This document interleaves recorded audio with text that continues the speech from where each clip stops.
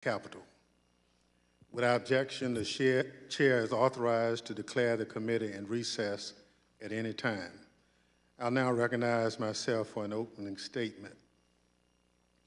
Before I start my statement, let me, on behalf of the committee, add our condolences and prayers to the people of Kentucky and surrounding states on the devastation they received during the tornadoes.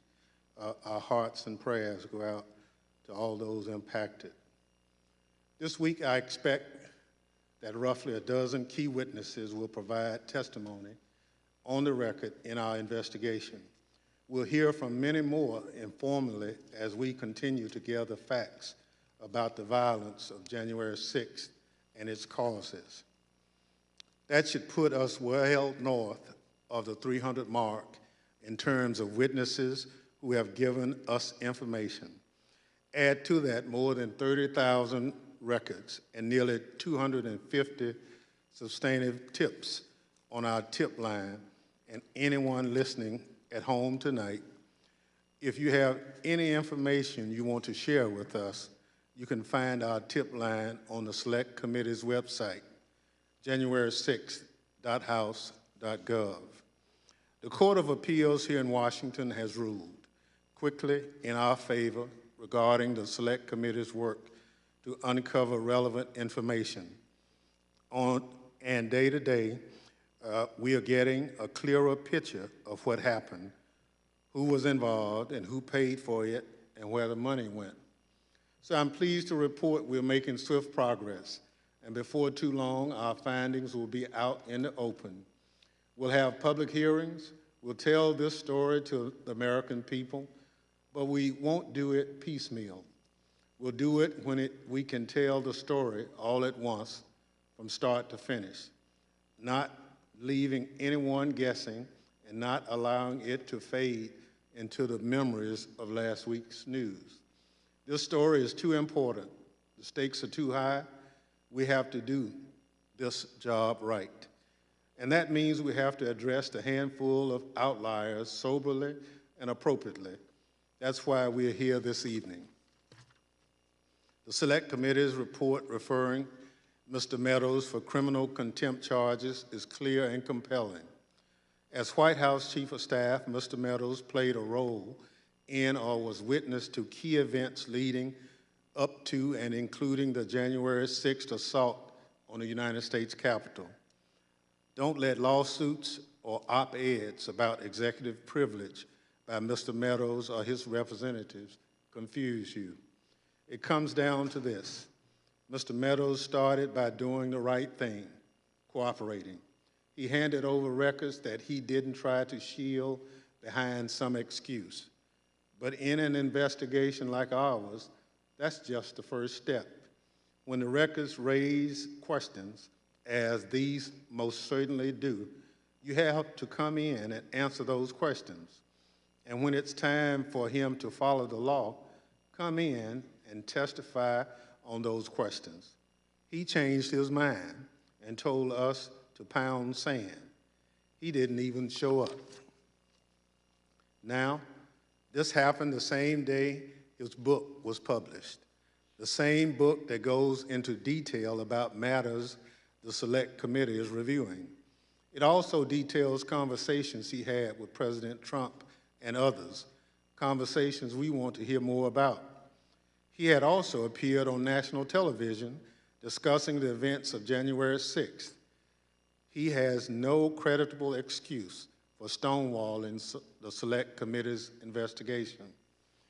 We did receive another letter today from Mr. Meadows' attorney asking that we not hold his client in criminal contempt. Without objection, that letter will be made part of the record. A small group of people have gotten a lot of attention because of their defiance, but many others have taken a different path and provided important information about January 6th and the context in which the riot occurred. Anyone who wants to cooperate with our investigation can do so. Nearly everyone has. Our democracy was inches from ruin. Our system of government was stretched to the breaking point. Members and staff were terrorized. Police officers fought hand to hand for hours. People lost their lives. The Select Committee recently toured the Capitol and saw firsthand what our brave Capitol Police had to endure and heard them say, had it not been for the Metropolitan Police's timely arrival, the rioters would have succeeded. God only knows what the outcome would have been if that had occurred. We want to figure out why and share that information with the American people. And either you're on the side of helping us figure out why, or you are trying to stop us from getting those answers. You can parade out whatever argument you want, but really, that's all there is to it. In real life, there aren't a lot of bright line moments. This is one of them. And if you're listening at home, Mr. Meadows, Mr. Bannon, Mr. Clark, I want you to know this. History will be written about these times, about the work this committee has undertaken, and history will not look upon any of you as martyrs. History will not look upon you as a victim. History will not dwell on your long list of privileged claims or your legal sleight of hand. History will record that in a critical moment in our democracy, most people were on the side of finding the truth, of providing accountability, of strengthening our system for future generations. And history will also record in this critical moment that some people were not, that some people hid behind excuses, went to great lengths to avoid answering questions and explaining what they had done and what they knew. I predict that history won't be kind to those people. What's especially jarring about the referral we are considering tonight is that Mr. Meadows was a member of this body for more than 7 years. He was a leading voice in certain corners, even briefly the ranking member of the Oversight and Reform Committee.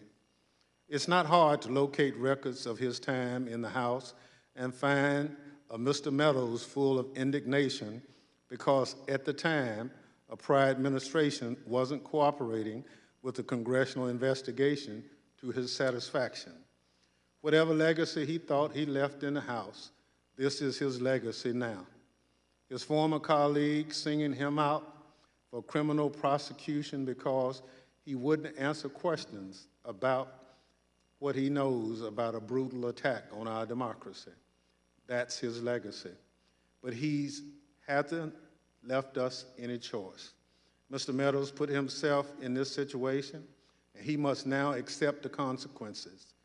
So I will support the Select Committee's adoption of this report, recommending the House cite Mark Randall Meadows for contempt of Congress and refer him to the Department of Justice for prosecution. I'll now yield to a distinguished leader of the Select Committee, Ms. Cheney of Wyoming, for any opening remarks she care to make. Thank you very much, Mr. Chairman. We are here to address a very serious matter, contempt of Congress by a former Chief of Staff to a former President of the United States. We do not do this lightly, and indeed, we had hoped not to take this step at all.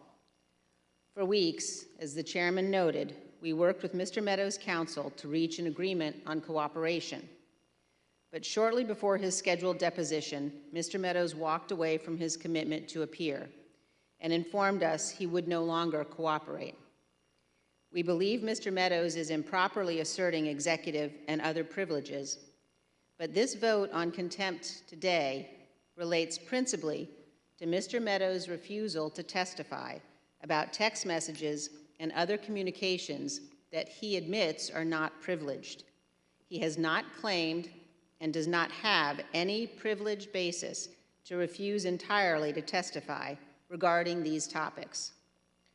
Let me give just 3 examples. First, President Trump's failure to stop the violence. On January 6th, our Capitol building was attacked and invaded. The mob was summoned to Washington by President Trump. and as many of those involved have admitted on videotape, in social media, and in federal district court, they were provoked to violence by President Trump's false claims that the election was stolen. The violence was evident to all. It was covered in real time by almost every news channel. But for 187 minutes, President Trump refused to act. When action by our president was required, essential, and indeed compelled by his oath to our Constitution. Mr. Meadows received numerous text messages, which he has produced without any privilege claim, imploring that Mr. Trump take the specific action we all knew his duty required. These text messages leave no doubt the White House knew exactly what was happening here at the Capitol. Members of Congress, the press, and others wrote to Mark Meadows as the attack was underway. One text Mr. Meadows received said, quote, "We are under siege here at the Capitol." Another, quote, "They have breached the Capitol." In a third, Mark, "Protesters are literally storming the Capitol, breaking windows on doors, rushing in. Is Trump going to say something?" A fourth, "There's an armed standoff at the House chamber door." And another from someone inside the Capitol, "We are all helpless." Dozens of texts, including from Trump administration officials, urged immediate action by the president. Quote, "POTUS has to come out firmly and tell the protesters to dissipate. Someone is going to get killed." In another, Mark, "He needs to stop this now." A third, in all caps, "Tell them to go home." A fourth, and I quote, "POTUS needs to calm this shit down." Indeed, according to the records, multiple Fox News hosts knew the president needed to act immediately. They texted Mr. Meadows, and he has turned over those texts. Quote, "Mark, the president needs to tell people in the Capitol to go home. This is hurting all of us. He is destroying his legacy," Laura Ingraham wrote. "Please get him on TV, destroying everything you have accomplished," Brian Kilmeade texted. Quote, "Can he make a statement? Ask people to leave the Capitol," Sean Hannity urged. As the violence continued, one of the president's sons texted Mr. Meadows, quote, "He's got to condemn this shit ASAP. The Capitol Police tweet is not enough," Donald Trump Jr. texted. Meadows responded, quote, "I'm pushing it hard. I agree." Still, President Trump did not immediately act. Donald Trump Jr. texted again and again, urging action by the president. Quote, "We need an Oval Office address. He has to lead now. It has gone too far and gotten out of hand," end quote. But hours passed without necessary action by the president. These non-privileged texts are further evidence of President Trump's supreme dereliction of duty during those 187 minutes. And Mr. Meadows' testimony will bear on another key question before this committee. Did Donald Trump, through action or inaction, corruptly seek to obstruct or impede Congress's official proceedings to count electoral votes? Mark Meadows' testimony is necessary to inform our legislative judgments. Yet he has refused to give any testimony at all, even regarding non-privileged topics. He is in contempt of Congress. Mr. Meadows also has knowledge regarding President Trump's efforts to persuade state officials to alter their official election results. In Georgia, for instance, Mr. Meadows participated on a phone call between President Trump and Georgia's Secretary of State, Raffensperger. Meadows was on the phone when President Trump asked the Secretary of State to, quote, find 11,780 votes to change the result of the presidential election in Georgia. We know from the texts Mr. Meadows has turned over that at the time of that call, he appears to have been texting other participants on the call. Again, Mr. Meadows has no conceivable privilege basis to refuse to testify on this topic. He is in contempt of Congress. Third, in the weeks before January 6th, President Trump's appointees at the Justice Department informed him repeatedly that the president's claims of election fraud were not supported by the evidence and that the election was not, in fact, stolen. President Trump intended to appoint Jeffrey Clark as Attorney General, in part so that Mr. Clark could alter the Department of Justice's conclusions regarding the election. Mr. Clark has informed this committee that he anticipates potential criminal prosecution related to these matters and intends in upcoming testimony to invoke his Fifth Amendment privilege against self-incrimination. As Mr. Meadows' non-privileged texts reveal, Meadows communicated multiple times with a member of Congress who was working with Mr. Clark. Mr. Meadows has no basis to refuse to testify regarding those communications. He is in contempt. January 6th was without precedent. There has been no stronger case in our nation's history for a congressional investigation into the actions of a former president. This investigation is not like other congressional inquiries. Our Constitution, the structure of our institutions, and the rule of law, which are at the heart of what makes America great, are at stake. We cannot be satisfied with incomplete answers or half-truths, and we cannot surrender to President Trump's efforts to hide what happened.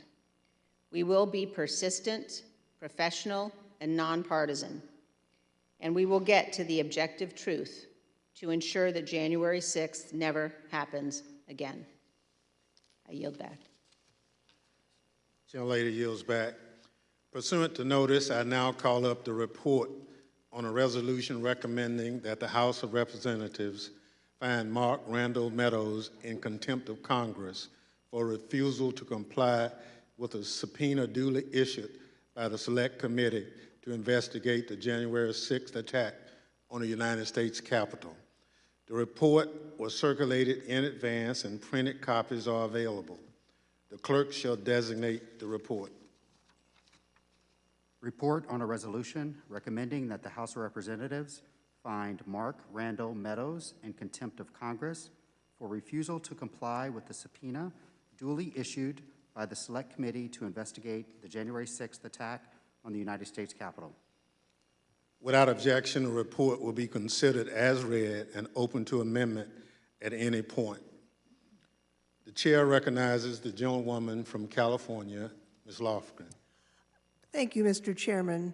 Like all of us on this committee, I knew and served with Mark Meadows when he was in the House. We got along reasonably well when he was here, although we certainly didn't agree on many policy matters. I wished him well when he left Congress to go serve as the Chief of Staff to then President Donald Trump in 2020. But it's shocking that we now have to face the fact that Mr. Meadows admits he played both an official and unofficial role in trying to undermine the results of the 2020 presidential election. This committee's job is to find out about that plot, the plot which led up to the events on January 6th, and to propose legislative changes to prevent something like that from ever happening again. Now, it's been reported that during the lead up to January 6th, the White House was directing the Department of Justice to investigate outrageous, really crazy conspiracy theories to try and seed doubt about the election and as a predicate for the overturning of the election and the replacement of electors. This was to benefit Mr. Trump's effort to overturn the election. We need to talk to Mark Meadows about that. As the vice chair has mentioned, Mr. Meadows made a surprise visit to the state-run audit in Georgia, which preceded the infamous call that she recited, where the then president asked the Secretary of State to go find votes. We need to talk to Mark Meadows about that. Mr. Meadows interacted with a lot of people, allegedly including some of our own colleagues, on the day of the violent attack, and we've learned that many of those interactions took place on a personal cell phone device, so we need to ask Mark Meadows about that. Mr. Meadows himself has acknowledged that he has responsive and non-privileged documents and communications. He sent some of them to us. He filed others in court. It certainly appears that Mr. Meadows played a key role in events that culminated in the violent attack on the Capitol and on our democracy. He has important information about those events, and he must follow the law and cooperate with this committee's lawful requests or face the consequences. And that's why, much as we might personally like Mr. Meadows, we have to take this action today because no one is above the law. Thank you, Mr. Chairman. Gentlelady yields back. Chair recognizes the gentleman from Illinois, Mr. Kinzinger. Thank you, Mr. Chairman. This is a near unique moment in history as we vote on whether to hold a former colleague in contempt of Congress. The last time that happened was 1832. Mark Meadows has committed a crime, in this case, a premeditated one. He thought carefully about his actions and actively chose to stonewall, which you can clearly see in his back and forth with the Select Committee. First, he produced over 9,000 pages of documents from his time in the White House. Then, after his former boss made it clear his disappointment and displeasure, he did a 180, and he refused to answer even a single question from his former colleagues or even to show up at all. This constitutes legal contempt, but also personal contempt. Mark Meadows' actions demonstrate his contempt for Congress, for the Select Committee, for his former colleagues, and for the integrity of the democratic process. He has clearly rejected this committee's investigation, so now it's time to see whether the Department of Justice can be more persuasive. No one is above the law, not even a former president's chief of staff. In a nation of laws, you cannot have it both ways. He can't decline to tell his story to Congress and on the very same day, publish part of that story in a book to line his pockets. He can't decline to answer any questions on the many non-privileged documents he produced to us. He can't unspeak what he has said and call it privileged after the fact. It is perfectly conceivable that portions of what a president's chief of staff knows is subject to a presidential privilege, shielding it from disclosure. But it is also true that not everything he knew or did during that period is privileged. Mark Meadows knows that. It's why he sent us the documents he did and what made his book possible.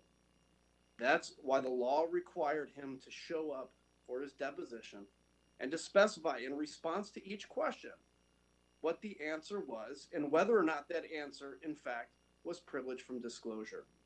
His refusal to comply with the direction of Congress, stated plainly on the face of the Select Committee's subpoena, is a display of his contempt for Congress, which now forces us to sadly have to take this action. Thank you, Mr. Chairman, and I yield back. Gentleman yields back. Chair recognizes the gentleman from California, Mr. Schiff. Thank you, Mr. Chairman. I want to pick up where Mr. Kinzinger left off. 9,000 pages of records. That is what Mr. Meadows has turned over, records over which Mr. Meadows himself has asserted no claim of privilege, none. These include thousands of text messages spanning the months before Election Day, between Election Day and the end of the former president's term in office. Of these documents, I'm particularly struck by messages that come from lawmakers who were sending them to Mr. Meadows in the days around January 6th, a time period he's now saying he won't discuss with the committee. I want to display just a few of the messages he received from people in Congress. The committee is not naming these lawmakers at this time as our investigation is ongoing. If we could cue the first graphic. This one reads, on January 6, 2021, Vice President Mike Pence, as President of the Senate, should call out all electoral votes that he believes are unconstitutional as no electoral votes at all. You can see why this is so critical to ask Mr. Meadows about a lawmaker suggesting that the former vice president simply throw out votes that he unilaterally deems unconstitutional in order to overturn a presidential election and subvert the will of the American people. Here's another from January 6th as the riot was ongoing. And if we could cue the second graphic. The president needs to stop this ASAP. On the 6th, Mr. Meadows received dozens upon dozens of panic messages like this one from lawmakers and others trapped on Capitol Hill, from people watching at home begging that the White House, that the President of the United States do something to stop the violence. How did Meadows react to these cries for help? Whom did he tell? What did he do? And critically, what did the President of the United States do, and what did he fail to do? Mr. Meadows doesn't think he should have to answer those questions. He wants the American people to be left in the dark. Here's the last message I want to highlight, again from a lawmaker in the aftermath of January 6th. If we could cue graphic number 3. Yesterday was a terrible day. We tried everything we could in our objection to the 6 states. I'm sorry, nothing worked.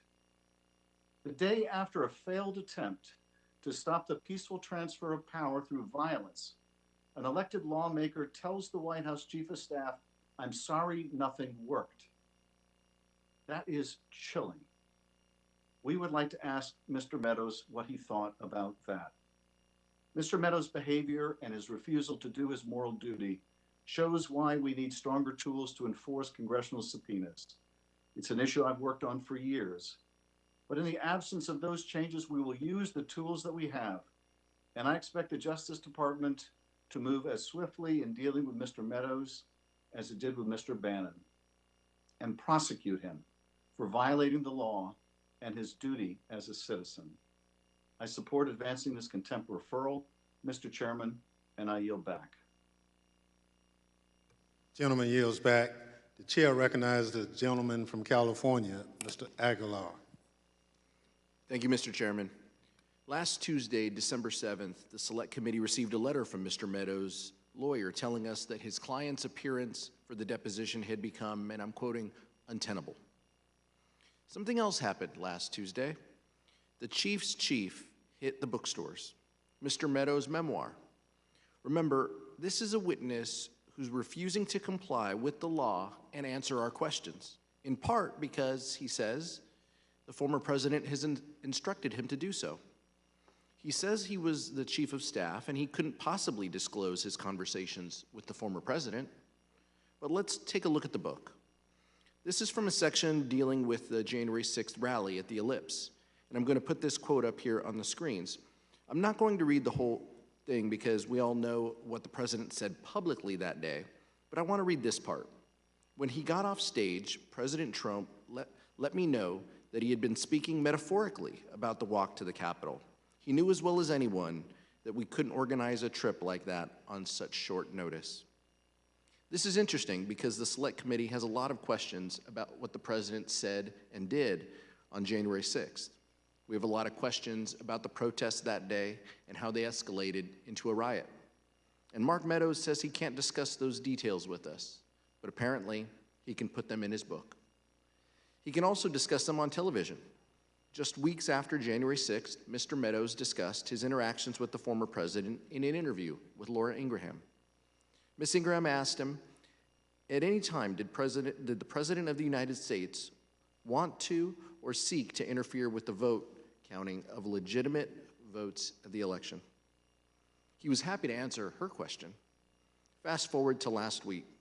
Mr. Meadows is back on TV a number of times discussing conversations with the president about security concerns on January 6th. We had questions about that too. We had questions about his emails that focused on protecting, quote, pro-Trump people, end quote. He'll share details about his interactions with the former president, with Laura Ingraham. He'll share the details with Sean Hannity. He'll share details with anyone who will shell out $25 for his book. But in the face of a lawful subpoena from the Select Committee, as we work to get answers for the American people, the only thing Mr. Meadows will share are his excuses. We don't accept his excuses. He must be held accountable. Thank you, Mr. Chairman. I yield back. Chair yields back. Chair recognizes the gentlewoman from Florida, Mrs. Murphy. Thank you, Mr. Chairman. In a few moments, I will vote to recommend that the House find former White House Chief of Staff Mark Meadows in contempt of Congress for failing to comply with our committee's subpoena for documents and testimony related to the January 6 attack. Mr. Meadows was a central participant in the events that culminated in this assault on our Capitol, our country, and our core democratic values. To create the most accurate account of what occurred, why it occurred, and what specific steps we can take to prevent it from occurring again, our committee needs to hear from Mr. Meadows. The Supreme Court once observed that a subpoena is not a, quote, an invitation to a game of hare and hounds in which the witness must testify only if cornered at the end of the chase. Yet, as detailed in the underlying report, it is clear to any reasonable observer that Mr. Meadows has treated this committee's request for relevant information as if it were a game. To read the record of how Mr. Meadows has responded to our subpoena issued in late September is to come away exhausted, exasperated, and just enraged. Any regular citizen who flouted a congressional or court subpoena like Mr. Meadows would have faced serious legal challenges, consequences, and rightly so. This is not a witness who has acted in good faith, generally willing to tell his side of the story while declining to disclose certain information based on clear and colorable assertion of legal privilege. To the contrary, Mr. Meadows initially delayed, resisted, and made unreasonable legal arguments, failed to produce documents in a timely fashion, and refused to appear for a scheduled deposition. Then he had an apparent change of heart and pledged his cooperation, leading to the production of about 9,000 emails and text messages. And then he reversed course yet again, categorically refusing to be deposed about what those documents reveal. In summary, Mr. Meadows' tactics have wasted the committee's time and taxpayer-funded resources.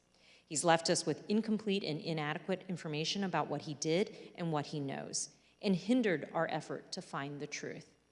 It bears emphasis that the documents Mr. Meadows ultimately turned over raise as many questions as they answer. For example, the documents confirm that Mr. Meadows used personal Gmail accounts and a personal cell phone to conduct official business and to send communications related to January 6th, and that he also used Signal, the private messenger application. Had Mr. Meadows been deposed under oath, the committee would have asked him about his handling of official government records, a topic that is not subject to any conceivable legal privilege. This is a critical line of inquiry because we need to know if Mr. Meadows did not properly preserve all of his official emails, texts, and messages and provide them to the National Archives as required by law. After all, our committee has requested, and will hopefully soon receive, a wide range of Trump administration records from the National Archives. We need to know whether the universe of records in the archive's possession is complete and comprehensive. Understanding Mr. Meadows' compliance with federal record-keeping laws will help ensure that our committee ultimately receives all of the relevant documents we are entitled to review as part of our fact-finding mission. As a result of his actions and inactions, Mr. Meadows is clearly in contempt of Congress and should be referred to the Department of Justice for criminal prosecution. I yield back. Gentlelady yields back.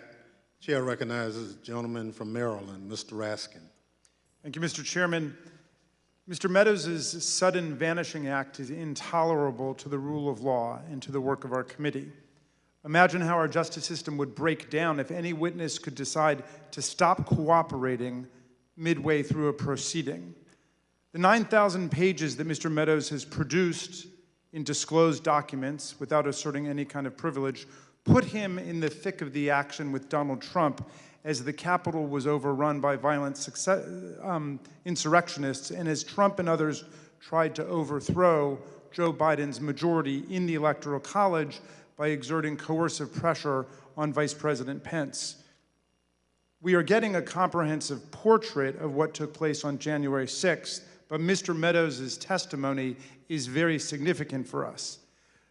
Mr. Chairman, the committee is bent over backwards to accommodate Mr. Meadows' requests. It's now clear that he has no intention of complying with the subpoena, even when his testimony could have no theoretical connection to an executive privilege claim.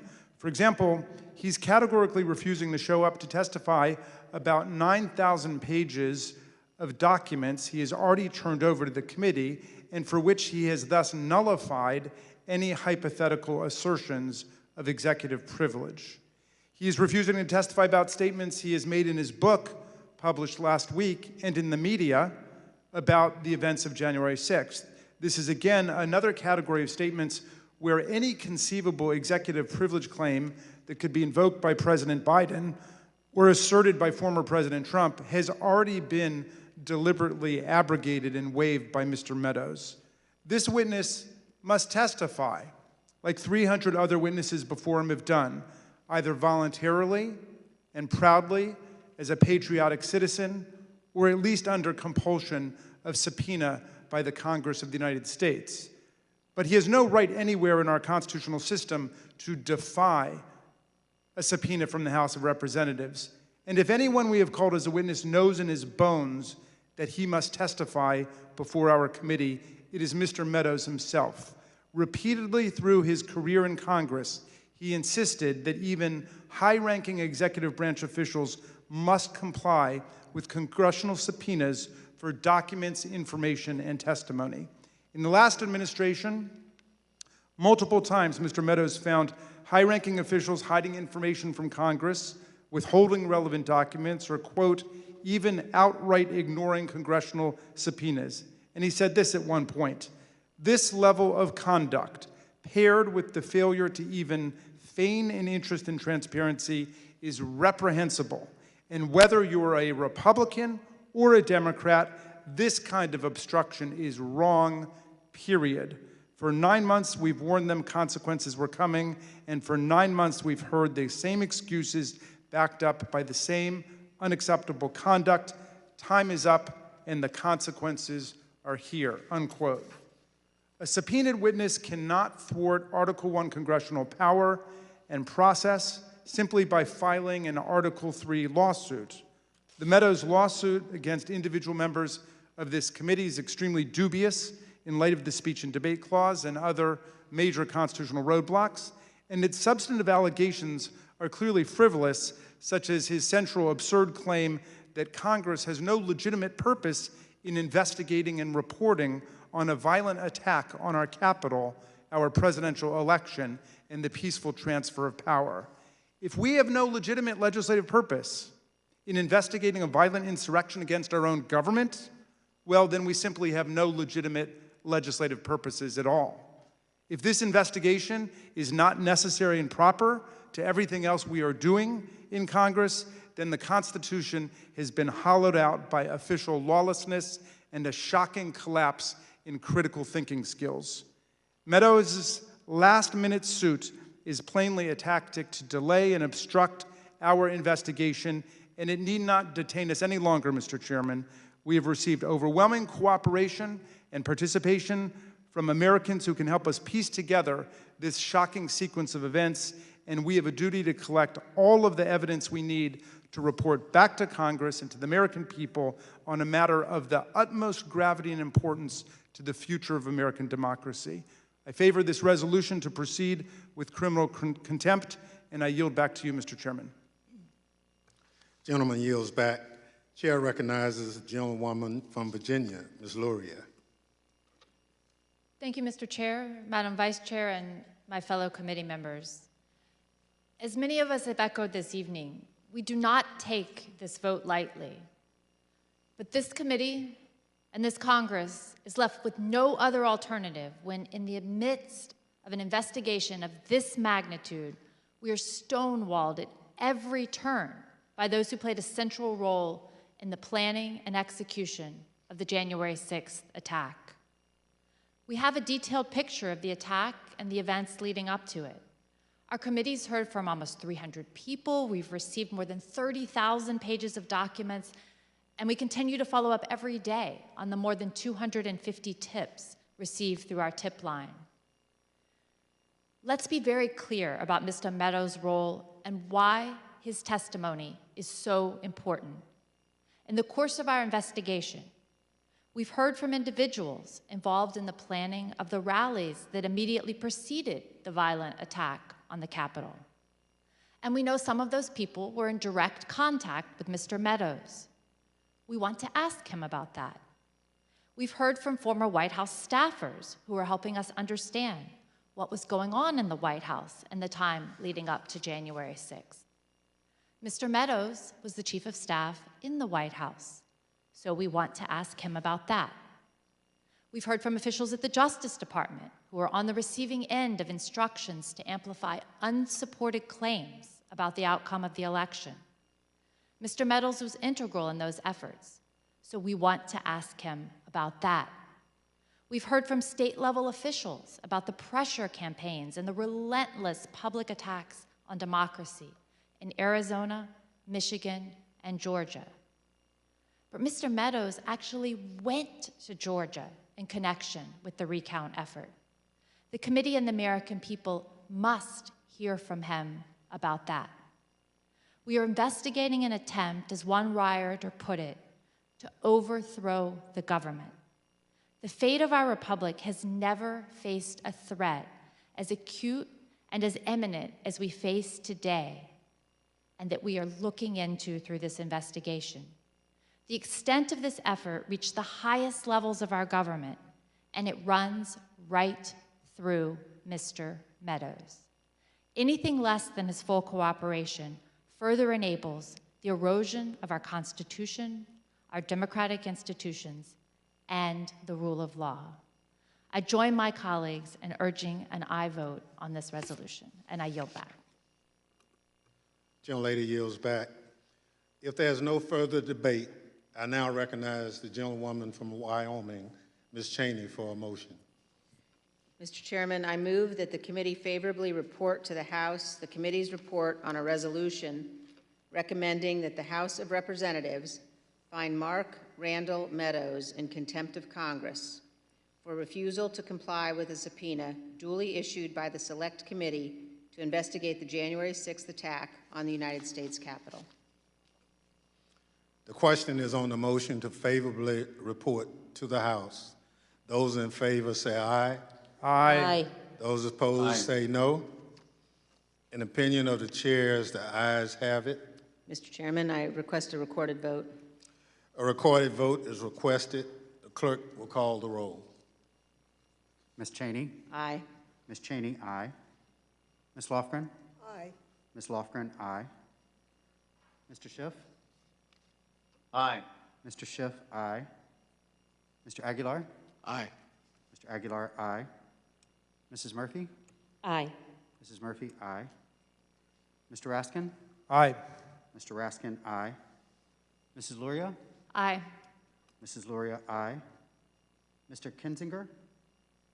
Kinzinger, aye. Mr. Kinzinger, aye. How is the chair recorded? Mr. Chairman, you are not recorded. I vote aye. Mr. Chairman, aye. The clerk will report the vote. Mr. Chairman, on this vote, there are 9 ayes and 0 noes.